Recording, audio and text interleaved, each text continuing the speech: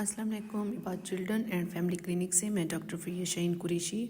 آج کی جو بات ہے وہ یہ ہے کہ ہمارے پاس فیمیلز رپورٹ ہوتی ہیں کہ حمل ان کا ٹھہرتا نہیں ہے۔ وہ کہتی ہیں دوسرا تیسرا حمل ہے کہ ابھی 3 منتھ کے اندر ہی وہ ضائع ہو جاتا ہے بار بار۔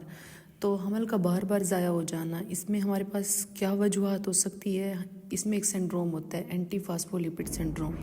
اس میں ہمارے پاس کیا ہوتا ہے کہ یہ ہمارے اپنے اینٹی باڈیز بنا لیتا ہے۔ اینٹی باڈیز اپنے ہی سیل کے اگینسٹ کام کرنا سٹارٹ کر دیتی ہے کہ جیسے ہی مطلب کوئی بچہ اس نے کنسیو کیا، اس کے خلاف اینٹی باڈیز بن گئی، وہ حمل ضائع ہو جاتا ہے۔ پیشنٹ پریزنٹ کر رہی ہوتی ہے بہت زیادہ ہیوی بلیڈنگ کے ساتھ، تھرمبوسائٹوپینیا، مطلب پلیٹلیٹس بہت اس کے گرے ہوئے ہوتے ہیں اور مسکیریجز ہو جاتی ہیں۔ تو اس کا یہ ہے کہ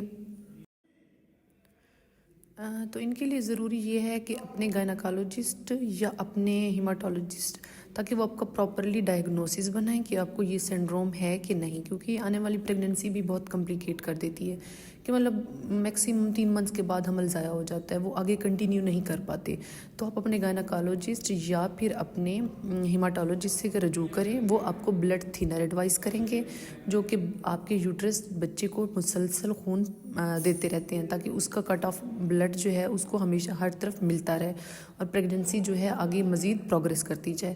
ایک بار یہ ڈائگنوز ہو جائے تو پریگننسی آگے کنٹینیو رکھنا مشکل کام نہیں ہے، مشکل بات نہیں ہے، ٹھیک ہے، ورنہ فیوچر پریگننسیز بھی افیکٹ ہوتی ہیں۔ تو اسی لیے اگر آپ کا حمل بار بار ضائع ہو رہا ہے تو کائنڈلی فوری طور پر رجوع کریں، پراپر ڈائگنوسس بنے تاکہ وقتی فوری طور پر آپ کا علاج ہو سکے۔ جزاک اللہ۔